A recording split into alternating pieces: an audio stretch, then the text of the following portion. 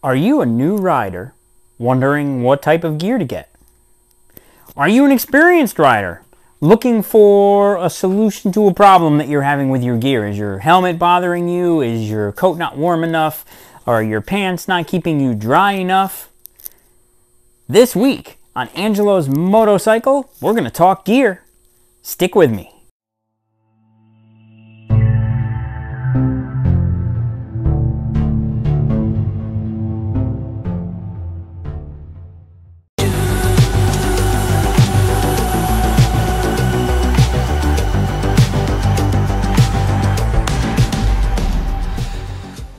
Okay, so Angelo from Angelo's Motocycle here, and I'm at the Angelo's Motocycle gear wall. So I just keep my gear in the garage. It's easier that way. I've got these hooks that hold the helmets and hold the coats. And so the first thing we'll talk about is helmets. Now there's several different types of helmets. There's all different types of helmets, and there's all different types of helmet certifications. I would say to you the golden rule of helmets is buy as much helmet as you can afford. Get a nice helmet. Nicer helmets tend to be quieter. They tend to fit better, and they tend to be maybe a little bit better made, right? There are certifications. In my humble opinion, the DOT certification is basically that the company paid the money to DOT and they got their certification. I don't know that there's a tremendous amount of testing. Some of the other certifications I have heard, and I am not an expert on helmet certifications, some of the other helmet certifications I have heard are a little better. Now, me personally, with helmets, I like helmets that are bright. I like to be seen. I want people to see me, and I like helmets with graphics. Nothing makes me happier than getting off my Ninja at a gas station with this helmet on with the mirrored shield, and then when I take it off and they see it's an old guy, they do a second look. Like, wow, did that old guy just get off that Ninja? Yes, this old guy just got off that Ninja. So watch it. Anyway, so this is the Icon Maniker. It has a DOT certification. It has an FMVSS certification. It has an ECE certification. All of the above. So this was a fantastic selection for me. I like this helmet because helmets have different shapes. This helmet has this part here that is tipped up, so that when you're in a sport bike, maybe a more sporty riding position, you don't have your helmet hitting against your back when you're trying to see where you're going. This is an extremely comfortable helmet. I am a big fan of Icon helmets. I got this from Cycle Gear, and it was not a tremendous amount of money. I don't recall how much, $200 or $300.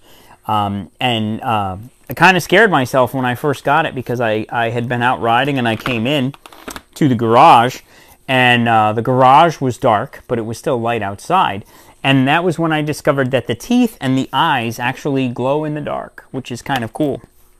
The only downside to this helmet is that I cannot wear it when my granddaughter is around because it scares the daylights out of her. And she doesn't understand that it is pop-pop under this helmet, so she gets very upset.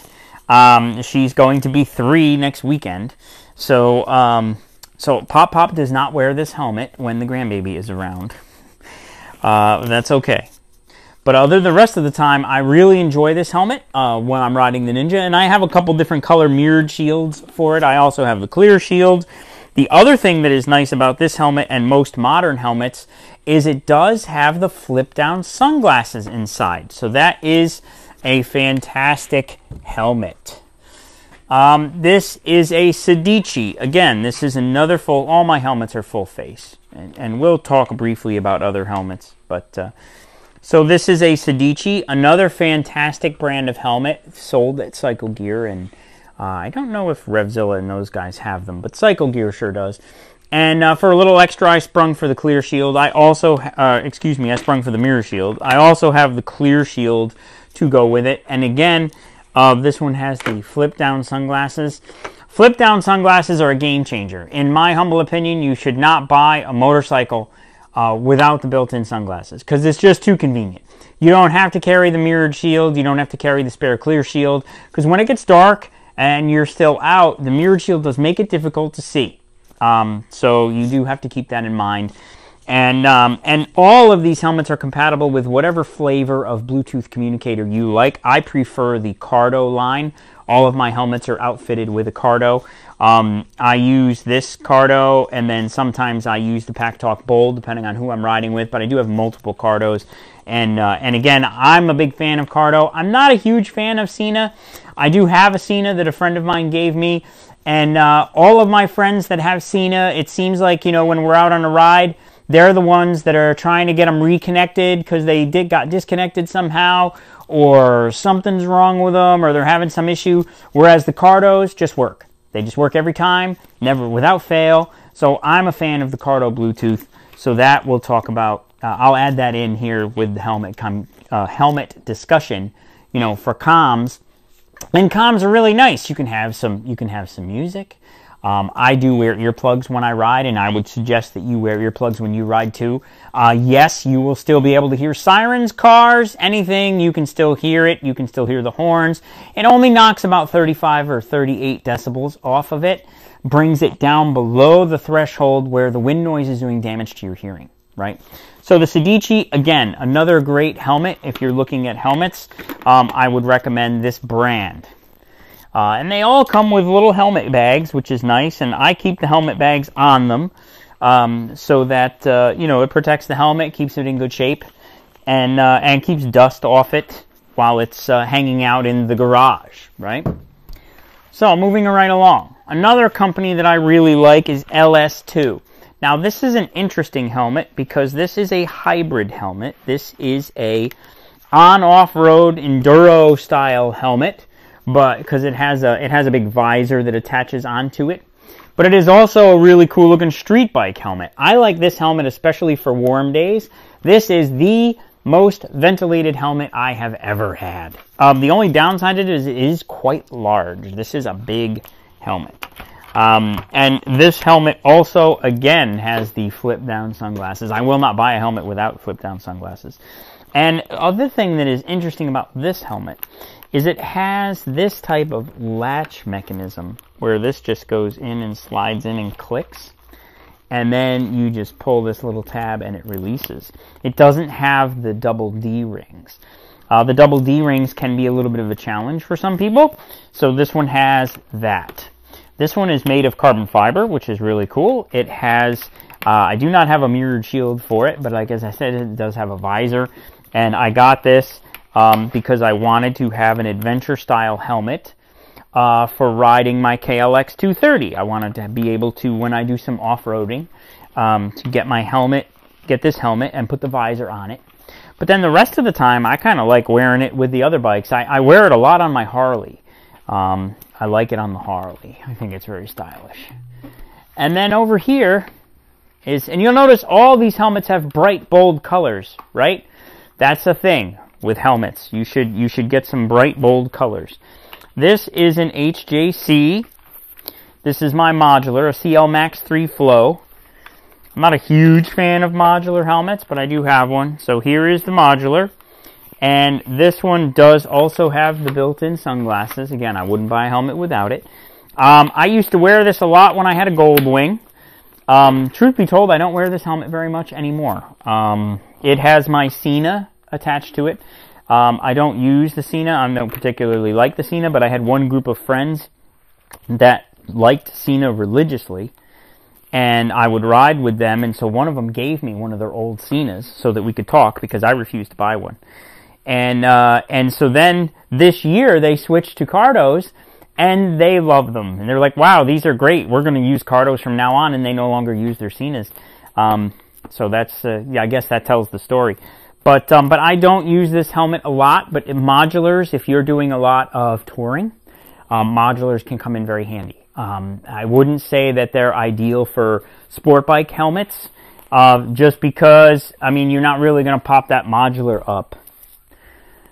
So that is my spiel on helmets. Now, not pictured here are other types of helmets. 3/4 helmets are DOT legal, and 3/4 helmets are fine. I personally don't like 3/4 helmets because I want to protect my face in the event of an incident. I also don't like bugs, and bumblebees. You've ever had a massive bumblebee or a June bug bounce off your shield and go ping? That would have been your face, right? And it seems like all the stuff that I'm cleaning off my visor constantly would be on my face. And I'm just not a fan of it. But that is a personal preference. Some people prefer 3/4 helmets. And you know what? That's the wonderful thing about motorcycling. Whatever you want, there is gear for you. And you can wear and use whatever you want. Some of those 3/4 helmets are actually very slick too. They have the leather things, especially if you're doing like a cruiser style. I do try to match my helmet to the style of riding that I'm doing. But truth be told, I wear full face all the time on the Harley as well. And that's just what I choose to do. I like full face. There's also half helmets, which are kind of getting into the realm of those helmets that are kind of quote-unquote DOT legal. Somebody put a DOT sticker on it. Novelty helmets, beanie helmets, all that stuff, really, you shouldn't wear that stuff, okay? Those helmets, like, the number one cause of motorcycle deaths is head injuries. And if my life has a meaning, it is we should all wear helmets. I live in one of only 18 states that have a helmet law. In New York State, you are required to wear a helmet all the time. Well, there is no age limit or whatever it is. You wear a helmet, that's it. I also believe that it is a personal choice, and you should be able to choose. But unfortunately, if you're choosing to not wear a good helmet, you are exposing yourself to risk unnecessarily. And I know of people who have died in a parking lot. Their motorcycle wasn't even running. They just fell over. They put their foot out and it slipped on gravel, and they hit their head on the curb just a certain way, and unfortunately did not survive. And they weren't even moving. Their motorcycle wasn't even running. You know, but you could also slip and fall in the shower, you know, so it just depends on your own philosophy. And I'm not here to tell anybody what to do. I'm only here to give you my opinion.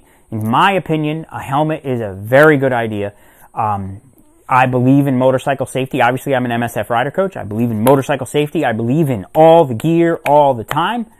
And a full face helmet is, you know, one of those things. Of the people who died last year in motorcycle accidents, 30-something% of them would have lived if they had had a DOT helmet. And I am a member of that statistic. I had an accident in 2009, and I landed on my head, and my Shoei, my DOT approved helmet, good helmet, saved my life. So yeah, I'll never ride without a helmet, but that's just me. So I think we've talked enough about helmets. Let's move on and talk about coats. All right, so coats. Obviously, I have a couple different kinds of coats represented here. I have leather coats, right?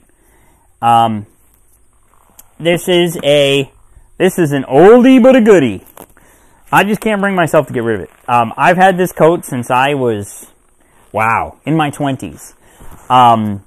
And I had a Kawasaki ZX-7R in green, white, and purple. The one that had the purple on it. And I just love this jacket. And I still wear this occasionally on my Ninja, and not on my KLX. But on my Ninja, I do wear this occasionally.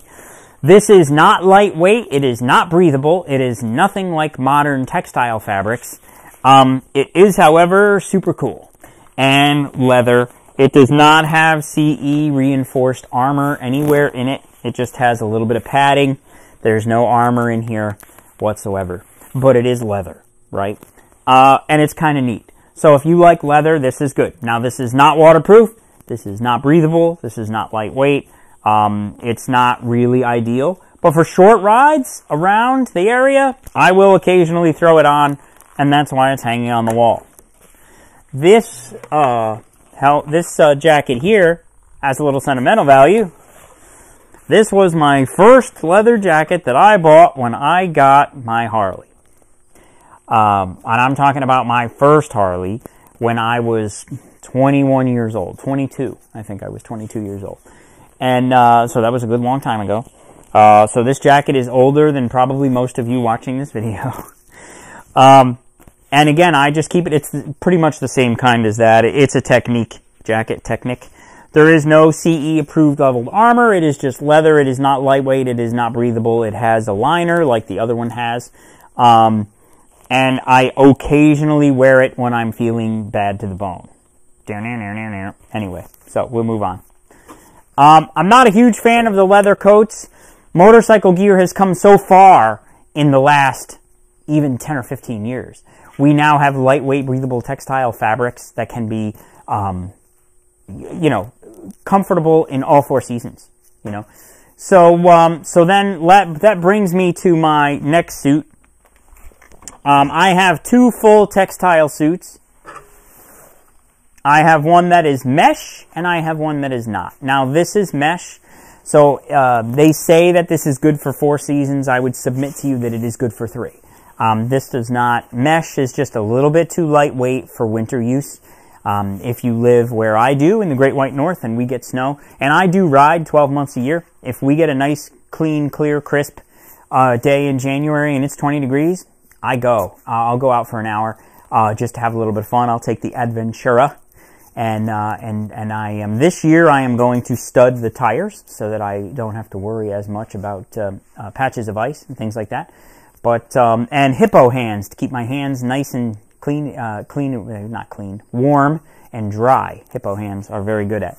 So this is mesh. Now this is a Core-Tec coat. This comes with a tri-liner system. So there's 2 liners. You have the coat itself. Then you have a waterproof liner that is hanging here. And then you have the thermal liner. You can use the combination of those liners depending on what you need. If you're going out and it's a hot day, you're going to run the mesh. You throw and there's a chance for rain. You throw the waterproof liner in your pack. And, it starts to rain. You take it out. You throw the waterproof liner in. You put the coat back on. You're waterproof, right? If it's cold and you need the thermal liner, you put the thermal liner in. And again, then you're a little bit warmer. But I would submit to you not for winter use because it is mesh, and the mesh is, the air is going right through the coat to the liner. And then you can run both. If it's a cool, rainy day, you run both. The liners are thin, can be used together. They're interchangeable. And it's a very nice system. And this is lightweight, breathable, CE level 2 armor in the elbows and shoulders from brand new. After you get the coat, you can buy, and I have, CE level 2 back pads. I do that on all my textile coats. It's like 30 bucks. And you go down to Cycle Gear or your local motorcycle shop, Sportline Power Products up here in Queensbury, they can get all this stuff too. The CE level 2 back protector, get it, add it into your textile coat. You need it. So that brings us to my other textile riding suit. This one is made by Revit. I am a big fan. This one also has my high-vis vest. This happens to be the coat I wore last, so my high-vis vest is installed. I always wear a high-vis vest. Black does not do you any good. Sure, there are some reflectors on here, but black does not really do great. I even wear the high-vis vest on the other coat, even though it has a little high-vis coloring. Once I started wearing high-vis, the number of vehicles that cut in front of me or came into my lane or pulled in front of me in an intersection cut down by at least half, right? I'm much more obscure, much more visible with this vest on, right? And it's got pockets and stuff, and it's convenient. But it is lightweight. The wind blows right through it. It does not give you any kind of warmth. So now, this coat is heavier duty. This is an adventure coat. This is their Sand H2O, I think it's called. This is a great coat. It's a lot heavier, the fabric. So I would say this is a 4-season coat, right? This is the one that you can run in the winter. It also has 2 liners, same as the other one. It has a rain liner and it has a thermal liner. The thermal liner of this coat can be worn as a jacket standalone. A lot of the motorcycle coats do that. That one did not, the mesh coat. So the Revit liner, I can wear the thermal liner as a coat. So if you go somewhere and it's a little nippy, you get to where you're going, you take your coat off, you leave your liner on as a coat, and you don't look like a total dork. It's somewhat fashionable, but not really, right? So again, fantastic. Textile coats are where it's at, in my humble opinion. And again, All of this is just my opinion about my gear that I like. I have had so much different gear, so many different coats, so many different helmets over my 30 plus years of riding. And I'm just trying to give you a little bit of the benefit of what I've discovered and kind of just preface this all with, it's just my humble opinion. Okay? So now we're going to move on to pants and gloves and other miscellaneous things right now. So in my garage, opposite the gear wall, we have the gear drawers. And they are labeled. I'm just a little bit OCD. So let's start with the pants. I have two drawers here. I have one labeled 4-season pants, one labeled mesh pants. We'll do the mesh pants first. My mesh pants are by Sedici. I wear the mesh pants when it's hot out, so they are not black. Then they kind of match that Cortec coat that has gray in it. Black obviously absorbs heat, right? So if you're out riding in the heat, in the sun, you want something that is not black. So these are mesh. These are transparent. They have CE level 2 armor in the knees and some padding in various other places. These are very nice. I even occasionally will wear shorts under them if it is hot enough. The rest of the time I just wear my jeans. They are lightweight. They are breathable. Now, and they also have the zipper that can fasten to the jacket so that when you're leaned forward, it doesn't. I don't have that problem, but you can attach them to the back of the jacket. All the pants pretty much have that. Lightweight, breathable, and then with the liners, we have two liners, and they are used interchangeably just like with the coats. We have the waterproof liner, we have the thermal liner. If you're going out and you think it might possibly rain, you throw this in your pack. It holds up very small. And you pull over and, oh, here comes the storms. Put the waterproof liner in, go ride. The thermal liner also can be installed in addition to this or by itself. This one go in by itself or in addition to this, vice versa. You can mix and match whatever you need for the atmospheric conditions. So, those are the mesh pants. Very versatile, and again, I would submit to you, just like the mesh coat, that this is a 3-season deal, right? I wouldn't wear these in the winter. So, the next drawer down has the 4-season pants. These are also made by Sedici. I'm a big fan of Sedici's gear. CE level 2 armor in the knees, again, basically the same as the other Sedici pants. And these are a thicker fabric, they are not mesh. Right? But they are also not waterproof. Water will get through them eventually. So, in order to handle the different weather conditions, same as the mesh pants, you have a waterproof liner, you have a thermal liner, right? Now, some gear comes with the waterproof, what they call baked in. You don't need a waterproof liner. It'll have a thermal liner and a thermal liner only. That's up to you. That's fine. In fact, I would probably like that. That would be good. You'd have one less liner to carry. There was a set of gear that used to be made called Olympia that I thought was fantastic. I really liked Olympia gear, but now it is next to impossible to find. And so I don't have any Olympia gear presently. I'm all Revit, Sedici, and Cortec. So that is the pants, just like the coat. There are a couple of things that I would like to add, and that is liners, in addition to the ones that are on the coat.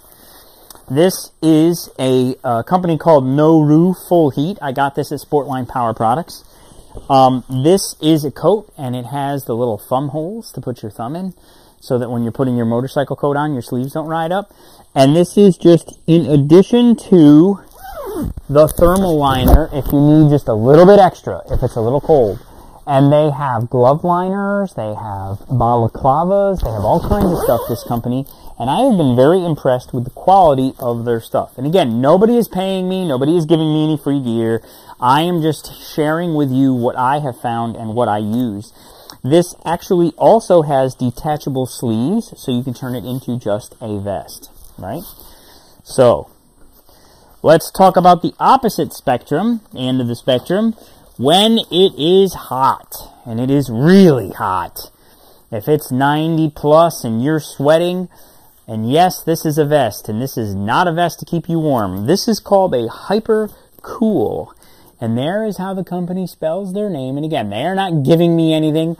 This product is amazing. You pull over into a gas station, you go into the bathroom, you wet this in the sink. Soak it in water. Wring all the water out, just a little bit. You want it to be wet. You wring a little bit of the water out, you put this back on. Underneath your gear, right? And through the process of what's called evaporative cooling, this will cool you. It's almost like being in a swimming pool. I have been riding in 90 degrees and froze my butt off with this on, right? So everybody's like, oh, how can you ride? It's so hot. The answer is a Hypercool vest. You take your, you get to your destination and you touch your skin under your shirt and it's cool to the touch. This thing works. Evaporative cooling will keep you nice and cool on really hot days. Let's talk about electrically heated gear. I have some electrically heated gear. I have electrically heated socks. I have an electric vest and I have electric gloves. We'll talk about the gloves in a minute. Let's talk briefly about the vest. I don't have it. It's upstairs. And let's talk about the socks. Those are also upstairs. Whatever gets cold on you, get something to keep it warm. And that's what I did. I discovered that my feet were getting cold, so I got electrically heated socks. My hands are always getting cold when I ride, so I got electrically heated gloves. That will extend your riding time and extend the temperatures that you can ride in below substantially. You'll also discover certain thresholds for yourself, and this is different for every person. Me, personally, below 50, I need the vest, the heated vest. Below 40, I need the heated gloves and the heated socks. Below 10, I stay home. But I will ride at 20.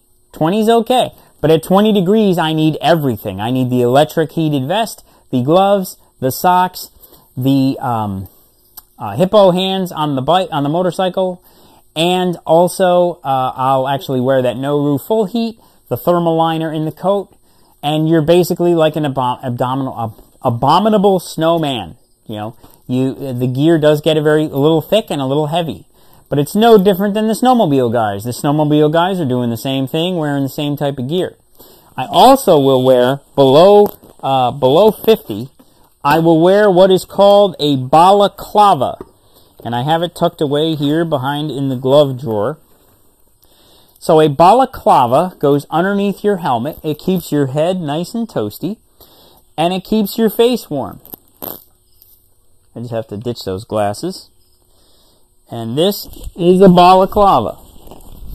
It is very thin. It is lightweight, but it will keep you warm. And they make all different balaclavas out of all different materials. They have thicker ones, thinner ones. You're going to want one that's not too thick that you can put a helmet on. They're all pretty much made for that. And it protects your face and it keeps your neck warm. So you put this on first, then you put your coat on over it. So your coat, you don't have any place where your skin is exposed. Because where your skin is exposed with wind chill, you're looking at maybe getting frostbite. So be careful. So, balaclava, excellent for cooler weather riding. And this is the glove drawer. I'm going to show you this because there are lots of need for gloves. Okay? Because there's a glove for everything, as you can see. These are all my gloves that I use on a regular basis. Now, you're going to need a glove for warm days. Okay? Something that is short, doesn't have a gauntlet. You will need a gauntlet if you're doing track days. They have rules about having gauntlets. A gauntlet is the part that goes up over the coat. Excellent in cooler weather. In warmer weather, you don't really need a gauntlet. You can do a lightweight glove. This is my go-to lightweight glove. This is a Cortec Hyperflow. This is my go-to warm weather glove. It is also the glove that I use most of the time on the range. These are some very inexpensive gloves that I just liked, that I got off of AliExpress for like $6. They are not expensive, and they are very, very lightweight. I would not use these on the street. I do use these on the range, however, when I am coaching. Because they are light, they are easy to get on and off. and I like the look of them. But I tend not to wear those on the street. So then I also have some Tourmaster gloves here. I can't read the tag what it is. I believe they're Tourmaster. I can't remember what they're called. E-Dries. So these are ventilated gloves, but they are waterproof. So they let air through, but not water. And these are like a long-distance touring glove, in my opinion. They don't have any of the knuckle protectors or any of the cool stuff. So this is more like a touring kind of setup, not really sporty. But again, those are for warm weather.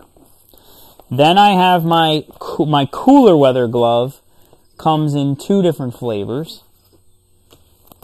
I have the Tourmaster with the full gauntlet. These are Tourmaster Super Tours with the full gauntlet that goes up. These are good for cooler days, but not cold, right? I switched to the heated for the cold. So these are good for cooler days. Then I have some Joe Rockets that are kind of warmer than typical gloves. So I will wear these when it is cool. They are a little bit big and bulky. They are also kind of waterproof, which is kind of nice. So those I will wear in the rain occasionally.